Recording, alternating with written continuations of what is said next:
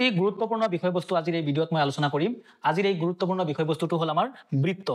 যাক আমি ইংৰাজীত সাৰ্কুল বুলি কওঁ সকলো লেভেলৰ ছাত্ৰ ছাত্ৰীসকলৰ এটা গুৰুত্বপূৰ্ণ বিষয়বস্তু হ'ল কি বৃত্ত প্ৰাথমিক বিদ্যালয়ৰ পৰা মজলীয়া বিদ্যালয় মাধ্যমিক বিদ্যালয় সকলো বিদ্যালয়ৰ সকলো শ্ৰেণীতে কি আছে বৃত্ত নামৰ বিষয়বস্তুটো সোমাই আছে গতিকে গুৰুত্বৰ ফালৰ পৰা আটাইতকৈ সৰ্বাধিক বিষয়বস্তু সকলো শ্ৰেণীৰে জ্যামিতিৰ প্ৰায় 30% ঠাই বৃত্তই কি কৰে দখল কৰে আজিৰ এই ভিডিঅ'ত বৃত্তৰ এ টু জেড 14 গোষ্ঠী সম্পৰ্কে মই কি কৰিম আলোচনা কৰিম ইমান দিনে আপুনি ভাবি থকা বৃত্ত সম্বন্ধে ভ্ৰান্ত ধাৰণাসমূহ আজিৰ এই ভিডিঅ' চোৱাৰ পিছত গোটেইখিনি কি হৈ যাব ক্লিয়াৰ হৈ যাব হয়তোবা আপোনাৰ ধাৰণা ভুল বুলিও প্ৰমাণিত হ'ব পাৰে গতিকে সময় নষ্ট নকৰি পোনপটীয়াকৈ ডাইৰেক্ট বিষয়বস্তুলৈ আহিছো আজিৰ বিষয়বস্তু হ'ল বৃত্ত প্ৰথমতে আমি জানিম যে বৃত্ত মানে কি আমাৰ প্ৰাথমিক বিদ্যালয়ৰ শিক্ষকসকলে বৃত্ত সম্বন্ধে ছাত্ৰ ছাত্ৰীসকলক ধাৰণা দিয়াৰ ক্ষেত্ৰত কি কৰে ঘূৰণীয়া বস্তু মানেই বৃত্ত বুলি কয় এই ধাৰণাটো মনত পুহিলৈ ছাত্ৰ ছাত্ৰীবিলাকে এমই স্কুল বা হাই স্কুলত আহে কিন্তু এই ধাৰণাটো আসলতে প্ৰাথমিক বিদ্যালয়তে থৈ আহিব লাগে কাৰণ আপাৰ ক্লাছত এনেকুৱা কোনো ধাৰণা নাহে কিয় নাহে বৃত্তটো হ'ল এটা দ্বিমাত্ৰিক আকৃতি কিন্তু প্ৰাথমিক বিদ্যালয়ত যিবিলাক আমি কি দিওঁ ধাৰণা দিওঁ গোটেইখিনি কিন্তু ত্ৰিমাত্ৰিক বস্তু এতিয়া প্ৰাথমিক বিদ্যালয়ত গাড়ীৰ চকা এটা কি বুলি কোৱা হয় বৃত্ত বুলি কোৱা হয় গাড়ীৰ চকা সাইকেলৰ ৰিম ইত্যাদি এইবোৰ কি বুলি কোৱা হয় বৃত্ত বুলি কোৱা হয় কিন্তু প্ৰকৃততে এইবোৰ কি নহয় বৃত্ত নহয় এইবোৰ বৃত্তৰ ধাৰণা দিবলৈহে মাত্ৰ কি কৰা হৈছে ব্যৱহাৰ কৰা হৈছে এতিয়া আপাৰ ক্লাছৰ মতে বৃত্ত মানে কি বৃত্ত এখন আঁকিবলৈ হলে পোন প্ৰথমে এখন সমতলত এটা স্থিৰ বিন্দু লৈ ল'ব লাগিব এই স্থিৰ বিন্দুটো আপুনি দেখিছে এটা স্থিৰ বিন্দু লৈছো এই বিন্দুৰ পৰা সমান দূৰত্বত এটা বিন্দু লম এনেকৈ সমান দূৰত্বত চাৰিওফালে কিছুমান বিন্দু লম এনেকৈ চাৰিওফালে সমান দূৰত্বত কিন্তু মই হাতেৰ অনুমানে কৰিছো চাৰিওফালে সমান এনেকৈ কি লম দূৰত্ব লম এইটোৱে হ'ল আমাৰ কি বৃত্ত এইটোৱে আমাৰ কি হৈ গ'ল বৃত্ত হৈ গ'ল অৰ্থাৎ নিৰ্দিষ্ট স্থিৰ বিন্দুৰ পৰা সমান দূৰত্বত থকা এইবিলাক বিন্দু এই বিন্দুবোৰৰ সমষ্টি বিন্দুবোৰৰ কি সমষ্টিকে কি বোলে বৃত্ত বোলে অৰ্থাৎ আমি যে ভাবি আছো বৃত্ত কি বৃত্ত আসলতে একো নহয় বৃত্ত হ'ল কিছুমান বিন্দুৰ সমষ্টি কেনেকুৱা বিন্দুৰ সমষ্টি এটা নিৰ্দিষ্ট বিন্দুৰ পৰা সমান দূৰত্বত থকা বিন্দুবোৰৰ সমষ্টি এতিয়া আমি ইয়াৰ ডেফিনেশ্যন বা সংজ্ঞা আমি দিবলৈ চেষ্টা কৰিম ব্লেকবোৰ্ডত মই ধুনীয়াকৈ বৃত্তৰ সংজ্ঞা বা ডেফিনেশ্যন মই দি থৈছো যদি কাৰোবাক প্ৰয়োজন হয় এইখিনি ভিডিঅ'টো ৰখাই লিখি ল'ব পাৰে যে বৃত্ত আসলতে কাক বোলে ইয়াতে কোৱা আছে কোনো এখন সমতলত এইটো এটা ইম্পৰ্টেন্ট বস্তু বৃত্তৰ ধাৰণা দিবলৈ হলে সমতলৰ ধাৰণা ছাত্ৰজনৰ থাকিবই লাগিব কোনো এখন সমতলত দুখন সমতল নাই কিন্তু এখন সমতল অৰ্থাৎ আমি যে বৃত্ত অংকন কৰিম দুটা পেজত যদি আমি এটা বৃত্ত অংকন কৰো মই এটা উদাহৰণ দিছো ধৰি লৈছো ইয়াতে দুটা পেজ মাজত গ্যাপ আছে মই ইয়াতে বৃত্ত অংকন কৰিলে এইটো কিন্তু বৃত্তৰ সংজ্ঞাৰ কি কৰিছে বিৰোধিতা কৰিছে এনেকৈ আমাৰ কিন্তু বৃত্ত নহয় বৃত্ত অংকন কৰিবলৈ হলে এটা মাত্ৰ কি হ'ব লাগিব সমতল হ'ব লাগিব সেই কাৰণে আমাৰ ডেফিনেশ্যনত আমি এই কথাটো উল্লেখ কৰিছো যে এখন সমতলত এটা নিৰ্দিষ্ট স্থিৰ বিন্দু এটো এটা ইম্পৰ্টেন্ট বস্তু হয় এটা নিৰ্দিষ্ট স্থিৰ বিন্দু তে এতিয়া আমি দুটা বস্তু পালো এক নম্বৰ পালো আমি এখন সমতল দুই নম্বৰ পালো এটা নিৰ্দিষ্ট স্থিৰ বিন্দু তাৰ পিছত আছে তাৰ পৰা সম দূৰত্বত থকা বিন্দুবোৰৰ সমষ্টিকে বৃত্ত বোলে অৰ্থাৎ এখন সমতলত এটা নিৰ্দিষ্ট স্থিৰ বিন্দুৰ পৰা ইকুইডিস্টেন্স সম দূৰত্বত থকা বিন্দুবিলাকৰ সমষ্টি কিহৰ সমষ্টি বিন্দুবোৰৰ কি সমষ্টি ইয়াৰ অৰ্থ হ'ল বৃত্ত মানে বিন্দুৰ সমষ্টি এইটো কিন্তু ক্লিয়াৰ হৈ গ'ল আমাৰ ডেফিনেশ্যনত কোনো এখন সমতলত এটা নিৰ্দিষ্ট স্থিৰ বিন্দুৰ পৰা সম দূৰত্বত থকা বিন্দুবোৰৰ সমষ্টিকে কি বোলে বৃত্ত বোলে আৰু ইয়াতে মই যি নিৰ্দিষ্ট স্থিৰ বিন্দুৰ কথা উল্লেখ কৰিছো এই ইয়াতে আঁকি থোৱা আছে এই স্থিৰ বিন্দুৰ পৰা সমান দূৰত্বত থকা এই বিন্দু এইবিলাকত সবতে কি আছে বিন্দু আছে বিন্দুয়ে ইমান ঘনকে আছে যে ই শেষত কি হৈছে কিহলৈ ৰূপান্তৰিত হৈছে এটা আসলৈ ৰূপান্তৰিত হৈছে এটা প্ৰত্যেকটোতে কি আছে আমাৰ বিন্দু আছে এনেকৈ বিন্দু আছে সবতে এনেকৈ কি আছে বিন্দু আছে ইয়াৰ অৰ্থ হ'ল বৃত্ত মানে বিন্দুৰ সমষ্টি বৃত্ত মানে সাইকেলৰ চকা নহয় বৃত্ত মানে ভাত খোৱা কাহি নহয় বৃত্ত মানে মাৰ হাতৰ খাৰু নহয় জাস্ট সৰু সৰু ল'ৰা ছোৱালীক ধাৰণা দিবলৈ প্ৰাথমিক বিদ্যালয়ৰ শিক্ষকবিলাকে তাত এইবোৰ ব্যৱহাৰ কৰে কিন্তু আপাৰ ক্লাছত বৃত্ত মানে এটা বেলেগ এটা বস্তু বৃত্ত তেতিয়াহ'লে বৃত্তৰ মাত্ৰা কেইটা দুটা মাত্ৰা বৃত্ত হ'ল কি 2D এটা বস্তু মই ইতিমধ্যে উল্লেখ কৰিছো যে আজিৰ এই ভিডিঅ' চোৱাৰ পিছত আপোনাৰ ভ্ৰান্ত ধাৰণা ক্লিয়াৰ হৈ যাব পাৰে বৃত্ত মানে আমি কি বুজি পালো বৃত্ত মানে বিন্দুৰ সমষ্টি ইয়াতে ডেফিনেশনটো দিয়া আছে ভিডিঅ'টো ৰখাই ডেফিনেশনটো লিখি ল'ব পাৰে এতিয়া বৃত্তৰ হ'ল main parts of A circle বৃত্তৰ মুখ্য উপাদানবিলাক কি কি বৃত্তৰ মুখ্য উপাদান হ'ল কেন্দ্ৰ ব্যাসাৰ্ধ জে আৰু ব্যাস এইটো এটা বৃত্ত এই বৃত্তটোৰ মুখ্য উপাদান হ'ল কেন্দ্ৰ কি মই ইতিমধ্যে কৈছো যে এটা নিৰ্দিষ্ট স্থিৰ বিন্দুৰ পৰা সমান দূৰত্বত থকা বিন্দুবোৰৰ সমষ্টিয়ে হ'ল কি বৃত্ত এতিয়া এটা নিৰ্দিষ্ট স্থিৰ বিন্দু এই বিন্দুটো স্থিৰ হৈ আছে চলমান হৈ থকা নাই ৰৈ আছে ইয়াৰ পৰা সমান দূৰত্বত মই যদি কিছুমান বিন্দু আঁকিছো এইটো হ'ল আমাৰ বৃত্ত এই স্থিৰ বিন্দুটো হওক আমাৰ কেন্দ্ৰ এই স্থিৰ বিন্দুটো আমি কেন্দ্ৰ বুলি কম স্থিৰ বিন্দুটো কি বুলি কম কেন্দ্ৰ বুলি কম ইয়াৰ পিছত আমাৰ কি আহিব ব্যাসাৰ্ধ কি জে কি ব্যাস কি আমি গোটেইখিনি এই ভিডিঅ'ত আমি কি কৰিম আলোচনা কৰিম গতিকে মই ভিডিঅ'টো হেকলৈ চাবলৈ মই সকলোকে অনুৰোধ জনাইছো ইয়াৰ বাদেও বৃত্তৰ আন কিছুমান অংশ আছে যিবিলাক হ'ল চাপ উপচাপ অধিচাপ বৃত্তাংশ বা বৃত্তকলা বৃত্তখণ্ড স্পৰ্শক ছেদক গোটেইখিনি বস্তু মই 10 মিনিটৰ ভিতৰত মই কভাৰ কৰিবলৈ মই চেষ্টা কৰিম গতিকে কলৈকে নাযাব ভিডিঅ'টো চাই থাকিব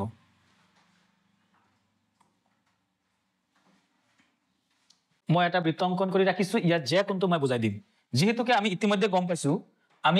গম পাইছো যে এই বিটু হল আমাৰ বৃত্তৰ কি কেন্দ্ৰ বৃত্তৰ মাজত থকা স্থিৰ বিন্দুটোৱে হল বৃত্তৰ কেন্দ্ৰ ইয়াৰ বাদে এইবিলাকত কিন্তু এই খালি ঠাইখিনিত কিন্তু কি নাই কোনো বিন্দু নাই ইয়াতে এটা বিন্দু আছে আৰু বাকি বিলাক বিন্দুটো এইফালে আছে হ্যাঁ হাৰি একদম গোটেইখিনি বিন্দু ইমান গিজগিজাই আছে বিন্দুৰ কাৰণে কি হৈ গৈছে ৰেখা হৈ গৈছে দাঢ়ি হৈ গৈছে আছ হৈ গ'ল এতিয়া ডাইৰেক্ট এইটো বিন্দুৰ পৰা এইটো মানে কি বৃত্তৰ কেন্দ্ৰ এই বৃত্তৰ কেন্দ্ৰৰ পৰা যদি আমি বাকি কোনো এটা অংশ মই জয়েন কৰি দিও তেতিয়া হলে আমাৰ ব্যাসাৰ্ধ হৈ যাব এইটো ৰেডিয়াস হৈ যাব এইটো হল আমাৰ কি ব্যাসাৰ্ধ কিন্তু আমাক জে লাগে ন ব্যাসাৰ্ধ পিছত জে আমি আহি আছো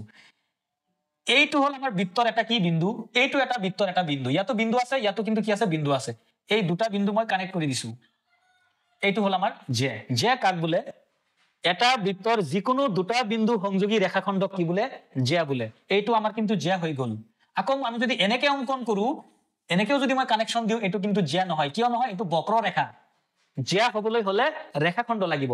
কোন ৰেখা হ'ব লাগিব ষ্ট্ৰেট লাইন হ'ব লাগিব এইটো ৰেখাখণ্ড হ'ব লাগিব এইটো হল আমাৰ জে ঠিক তেনেদৰে এইটো এটা জে এনেকৈ মই জে আঁকি গলো সব বিলাক কি জে এইবিলাক হল আমাৰ জে কাক বোলে বৃত্ত এটাৰ যিকোনো দুটা বিন্দু সংযোগ কৰা ৰেখাখণ্ড কি বোলে জে বোলে ইয়াৰ পিছত আমাৰ আহিব ব্যাস কাক বোলে ব্যাস এইবাৰ আমি আলোচনা কৰিম ব্যাস কাক বোলে ইয়াতে মই অলৰেডি কি আঁকিছো জে আঁকিছো এইটো এটা জে ইয়াৰ মাজতো যদি মই অংকন কৰো ইউ জে হৈ যাব গোটেইখিনি জে ইয়াৰ পিছতো মই যদি এনেকৈ এইটো ফালৰ পৰা এইটো হু মাজেদি মই এনেকৈ জয়েন কৰি দিও ইউ কিন্তু কি হ'ব এটা জে হ'ব ইউ এটা কি হ'ব জে হ'ব কিন্তু যেহেতু এই জেটো কেন্দ্ৰৰ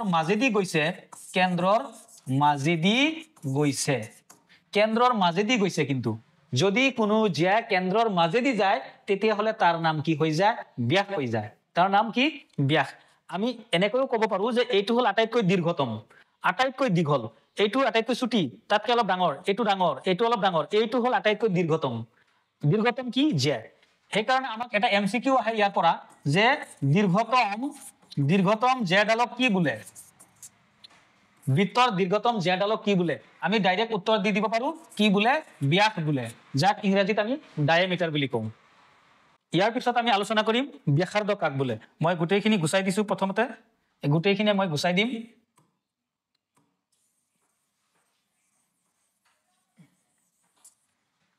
ব্যাসাৰ্ধৰ ডেফিনেশনটো ইয়াত দিয়া আছে এতিয়া বুজাব লাগে এইটো হল আমাৰ বৃত্ত আৰু আমি জানো বৃত্তৰ কেন্দ্ৰটো স্থিৰ ঠিক মাজৰ স্থিৰ বিন্দুটোৱে হল কেন্দ্ৰ ইয়াতে এটা বিন্দু আছে এই মাজত কত বিন্দু নাই ইয়াতো এখিনিত কোনো বিন্দু নাই ইয়াত যে মই ৰখাই দিম ইয়াত কোনো বিন্দু নাই এতিয়া কেন্দ্ৰৰ পৰা ডাইৰেক্ট বিন্দু পাবলৈ হলে এইটো চাপলৈ আহিব লাগিব ইয়াতে কি আছে বিন্দু আছে এইখিনিক আমাক কি বুলি কব এইখিনি হল আমাৰ ব্যাসাৰ্ধ কি কেন্দ্ৰৰ পৰা বৃত্তটোৰ যিকোনো বিন্দু সংযোগ কৰা ৰেখাখণ্ড কি বোলে ব্যাসাৰ্ধ বোলে এইটোৱে কিন্তু আমাৰ ব্যাসাৰ্ধ হৈছে নেক্সট যি টপিকস আছে আমাৰ বৃত্তৰ কি চাপ বৃত্তৰ চাপ কি এতিয়া যেনিবা এটা বৃত্ত ইয়াতে মই আঁকি ললো প্ৰথমতে এইটো এটা বৃত্ত দেখা না যায় হয়তোবা দেখা যোৱা নাই মই অকমান এটো অকমান ডাৰ্ক কৰি লৈছো এতিয়া নিশ্চয় দেখা গৈছে এটো এটা বৃত্ত এটো হল আমাৰ এটা কি বৃত্ত মই এটা বৃত্ত অঙ্কন কৰিছো ইয়াক মই যদি ইয়াতে আৰু ইয়াতে যদি মই কাটি দিও এই যে যিখিনি বস্তু ওলাইছে এই অংশটো হল এটা চাপ চাপ এই যে মই কাটি আনিলো ইয়াৰ পৰা এইখিনি এটা কি চাপ আৰু ওপৰ ফালে এটা থাকিল এনেকৈ এটা ডাঙৰ এটা অংশ থাকিল এইটো এটা কি চাপ ডাঙৰ কাৰণে এই চাপটো ডাঙৰ কাৰণে ইয়াৰ নাম হল মুখ্য চাপ বা অধিচাপ অধিচাপ ডাঙৰ কাৰণে আৰু এইফালে সৰু কাৰণে এইটোক আমি গৌণ চাপ কম গৌণ চাপ কি চাপ গৌণ চাপ বা উপচাপ গতিকে এই চাপ হল দুই প্ৰকাৰ চাপ কাক বোলে ইউক্লিডীয় জ্যামিতিত বৃত্তৰ চাপ হৈছে বৃত্তৰ পৰিধিৰ এটা অবিচ্ছিন্ন অংশ এইটো বৃত্তৰ পৰিধি ইয়াৰে এটা অংশ হল কি আমাৰ চাপ এইবিলাক অংশ আমাৰ কি চাপ সৰু কাৰণে কি চাপ গৌণ চাপ বা উপচাপ আমি উপচাপ বুলিও ক'ব পাৰো গৌণ চাপ বুলিও ক'ব পাৰো গৌণ চাপ একে কথা আৰু এইফালে কি চাপ এইটো আমাৰ কি চাপ মুখ্য চাপ বা অধিচাপ এইখিনি হল আমাৰ চাপৰ বিষয়ে নেক্সট আমাৰ আছে বৃত্তাংশ বা বৃত্তকলা বা বৃত্তখণ্ড ইংৰাজীত কয় সেক্টৰ ইয়াতে ধুনীয়াকৈ এটা বৃত্ত অঙ্কন কৰা আছে মই বস্তুটো বুজাই দিছো এইটো হল বৃত্তৰ কেন্দ্ৰ এইটো এটা বৃত্ত এই যে আমাৰ এডাল জে আছে ইয়াত এইটো এডাল জে এইটো কি এডাল জে কৰ্ড বুলি কয় ইংৰাজীত জে আৰু এই বাকি যি তলফালে যি আমাৰ এই বক্ৰটো আছে এই বক্ৰটোৰ নাম হল চাপ বক্ৰটোৰ নাম কি চাপ চাপৰ ভিতৰত আকৌ কোনটো চাপ এইটো পিছত আহিছো আচ্ছা এই জে আৰু চাপ ইয়াৰ মাজৰ যি এৰিয়া এই এৰিয়াটো হল আমাৰ কি বৃত্তখণ্ড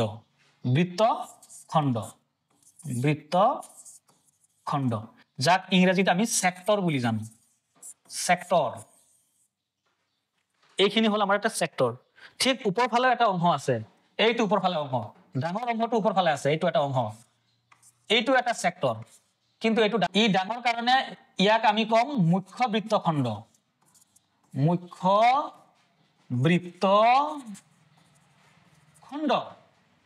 আৰু উপচাপৰ লগত আছে বাবে জে আৰু কি এই জে আৰু এটো কি চাপ উপচাপ জে আৰু উপচাপৰ মাজত আছে কাৰণে ইয়াক আমি কম গৌণ বৃত্তখণ্ড বা উপবৃত্তখণ্ড গৌণ বৃত্তখণ্ড বা ইয়াৰ নাম হ'ব পাৰে উপবৃত্তখণ্ড গতিকে আমাৰ চাপ হল দুই প্ৰকাৰ চাপ কেই প্ৰকাৰ দুই প্ৰকাৰ উপচাপ মুখ্য চাপ এতিয়া বৃত্তখণ্ড দুই প্ৰকাৰ বৃত্তখণ্ড কেই প্ৰকাৰ দুই প্ৰকাৰ এক নম্বৰ হল আমাৰ মুখ্য বৃত্তখণ্ড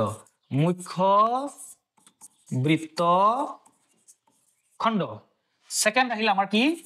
গৌণ বৃত্তখণ্ড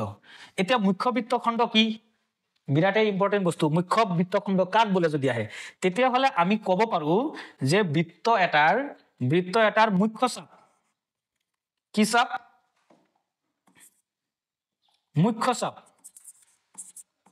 মুখ্য চাপ আৰু মই প্লাস চিন দি বুজাইছো মুখ্য চাপ আৰু অনুৰূপ জ্যা ইয়াৰ মাজৰ যি অঞ্চল এই অঞ্চলটো কি বুলি কোৱা হয় মুখ্য বৃত্তখণ্ড আকৌ গৌণ বৃত্তখণ্ড কাক বোলে আমি কম যে উপচাপ আৰু অনুৰূপ জ্যা কি কম উপচাপ যোগ অনুৰূপ কি জ্যা ইয়াৰ মাজৰ অঞ্চলটো কি বোলে গৌণ বৃত্তখণ্ড হল সেই ঠাই যত নেকি এডাল জে আৰু কি থাকে বৃত্তৰ চাপ থাকে মই আকৌ গোটেইখিনি মই গুচাই দি মই আকৌ একবাৰ বুজাই দিছো যেনিবা মই এটা বৃত্ত অঙ্কন কৰিলো ইয়াত এটা বৃত্ত অঙ্কন কৰিলো মই এটো এটা বৃত্ত অঙ্কন কৰিলো এইডাল হল এডাল জে লগতে এই জে ডালে বেছি ফালে যেটো আছে এটো কি চাপ মুখ্য চাপ জে আৰু মুখ্য চাপ এই মাজৰ যিখিনি ঠাই এইখিনি কোৱা হ'ব আমাৰ মুখ্য বৃত্তখণ্ড বৃত্তখণ্ড আৰু জেৰ লগত এই যে উপচাপ মিলাই থৈছো মই এই উপচাপ এইখিনি কোৱা হ'ব কি কি বৃত্তখণ্ড এইখিনি কোৱা হ'ব আমাৰ গৌণ বৃত্তখণ্ড মুখ্য বৃত্তখণ্ড গৌণ বৃত্তখণ্ড আমি এনেকৈ বুজাব পাৰো যে এইটো এটা যদি ৰুটি বুলি ধৰা হয় ৰুটি বুলি ধৰি লোৱা হয় ৰুটি কিন্তু 3D বৃত্তটো 2D যে নহওক বাৰু এইটো ৰুটি বুলি ধৰি লৈছো আৰু সমানকে ভাগ কৰা বাদ দি যদি মই এইফালে দি মই কাটি দুটা লৰাক ভগাই দিও একফালে কি পালে একফালে এইফালে পাব গৌণ বৃত্তখণ্ড এই সৰু লৰাটোক যদি এটো দিয়া হয় এটো হল গৌণ বৃত্তখণ্ড আৰু ডাঙৰ লৰাটোক যদি এই ভাগটো দিয়া হয় ই কি পালে বৃত্তটোৰ মুখ্য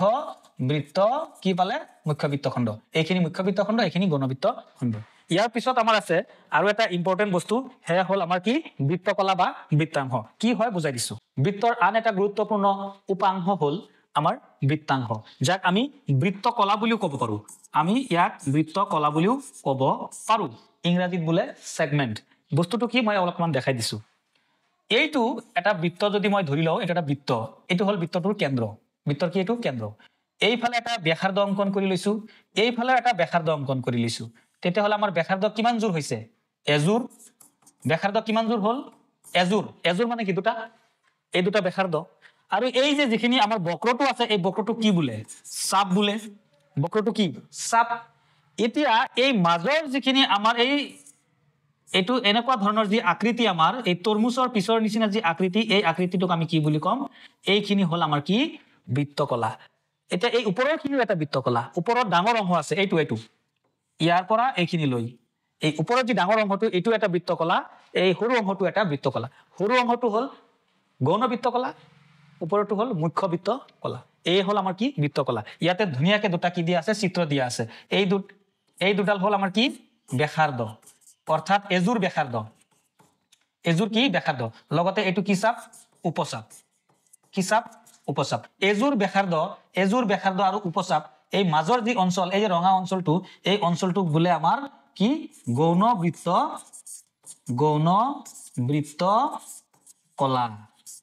গৌণ বৃত্তকলা আকৌ ইয়াতো কি আছে এজোৰ কি আছে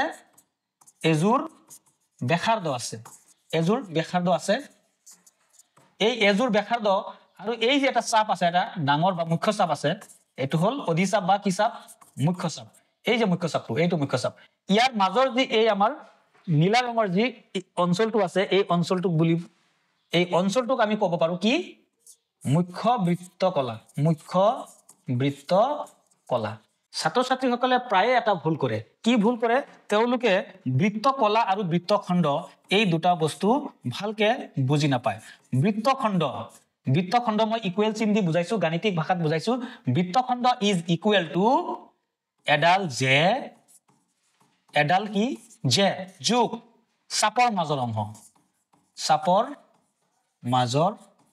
অংশ অনুৰূপ চাপৰ মাজৰ কি অংশ বা অঞ্চল একদম শৰ্টকাট বৃত্তখণ্ড মানে কি জেৰ লগত কি চাপ আকৌ বৃত্তকলা মানে কি এজোৰ ইয়াত আৰু এডাল নাহে এজোৰ কি ব্যাসাৰ্ধ আগৰটোত কি আছিল জে আছিল ইয়াত কি এজোৰ ব্যাসাৰ্ধ প্লাস কি অনুৰূপ চাপৰ মাজৰ কি অংশ গতিকে এই বৃত্তখণ্ড আৰু বৃত্তকলাৰ মাজত এইটো এটা ডাঙৰ কি আছে ডিফাৰেন্স আছে এই ডিফাৰেন্সটো যদি ধৰিব নোৱাৰে তেতিয়া হলে ছাত্ৰ ছাত্ৰীসকলে ভাবিব পাৰে দুইটা কি জানি একে বস্তু কিন্তু এনেকুৱা নহয় গোটেইখিনি আলোচনা কৰিলো ইয়াৰ পিছত বৃত্তৰ যি অংশ আছে সেইটো লৈ গৈছো মই প্ৰথমে কৈছো যে বৃত্ত সম্বন্ধে মই A to Z মই আলোচনা কৰিম ইয়াৰ পিছত বৃত্তৰ আৰু দুটা বিশেষ অংশ আছে যাক আমি স্পৰ্শক বুলি জানো টেনজেন্ট আৰু এটা হল আমি ছেদক বুলি জানো এডাল ছেদক আৰু এডাল কি স্পৰ্শক ছেদক কয় যদি এনেকৈ এটা বৃত্ত অঙ্কন কৰিলো বৃত্ত অঙ্কন কৰাৰ পিছত মই এডাল ৰেখা অঙ্কন কৰিম ৰেখাটোৱে যেনিবা এনেকৈ কাটি গৈছে এতিয়া এই বৃত্তটো কেইটা ভাগত কিমানটা বিন্দুত কাটিছে দুটা বিন্দুত কাটিছে যদি দুটা বিন্দুত কাটে তেন্তে এই ৰেখাডালক আমি ছেদক বুলি জানিম আমি কি বুলি ছেদক বুলি কম এটো হল আমাৰ এটা ছেদক আকৌ যদি এই বৃত্তটোক এটো হল আমাৰ ছেদক ইয়াতে আছে চিত্ৰত দিয়া আছে এটো হল আমাৰ কি ছেদক আকৌ যদি বৃত্তটোক মাত্ৰ এটা বিন্দুত স্পৰ্শ কৰে জাস্ট এটা বিন্দুত স্পৰ্শ কৰে তেতিয়া হলে ইয়াৰ নাম হ'ব কি এটোৰ নাম হ'ব আমাৰ স্পৰ্শক কি নাম হ'ব স্পৰ্শক এটা গোটেইখিনি আলোচনাৰ শেষত আপোনালোকলৈ মই এটা প্ৰশ্ন এৰিছো মোৰ প্ৰশ্নটো হল যে এইখন হল এটা বহীৰ পাত ইয়াত যদি মই এটা বৃত্ত অংকন কৰো এটা বৃত্ত অংকন কৰিলো কৰাৰ পিছত এই পাতখিলা কেই ভাগত ভাগ হ'ব এই পাতখিলা কিমানটা ভাগত বিভক্ত হ'ব এইটো হল মোৰ প্ৰশ্ন ইয়াৰ উত্তৰ আপোনালোকে মোৰ কমেন্ট বক্সত জনাব যে কোনো এটা সমতলত যদি কোনো এটা বহীৰ পাতত এটা ব্লেকবোৰ্ডত এটা সমতলত যদি এটা বৃত্ত অংকন কৰা হয় তেতিয়া হলে সেই সমতলটো কেইটা ভাগত বিভক্ত হয় ইয়াৰ উত্তৰটো আপোনালোকে মোৰ কমেন্ট বক্সত দিব লগতে এনেকুৱা ভিডিও পাই থাকিবলৈ মোৰ চেনেলটো অনুগ্ৰহ কৰি ফলো কৰি ৰাখিব ধন্যবাদ